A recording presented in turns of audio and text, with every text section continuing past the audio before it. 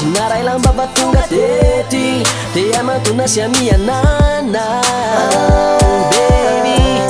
raha voninkazo no lazaina raosy kely menamena ka mamiratra manitonana tena babonao ny fosofana afoniko aminao re nano sisa deo atoroko aminao re pararisy feno fitibiadebe sy oritra lay ho anao soamina kazatsiny fa tena tiny maniry mafonano eo anilandrirany endrikao tsy ankareo mankafiny tena teo anilana azilazanao sove tatseo ianao zao manire fity mario meko hoe hoana finosifare elanao fona efitiavanao magaravi hoana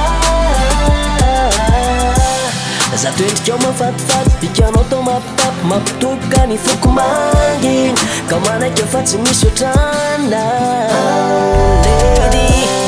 lavitra masaro-piaro mahatonga ho mailomailo mba injerin'ny akavananavy tiako fantatra zay rehetra misy andry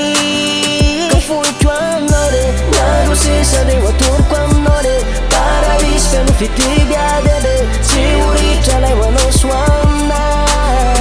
kazatsiny fa tena teny maniry mafonana eo anilandrirany endrikao tsy ankareo mankafiny tena teo anilana azilazanao sove tatseo ianao zao manire fity mario meko hoe hoana finosifare elanao fona efitiavanao magaravi hoana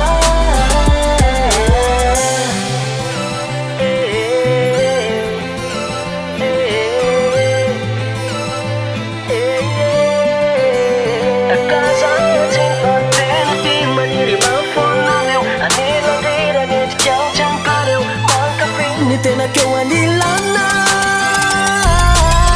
azilazanao sove tatseo ianao zao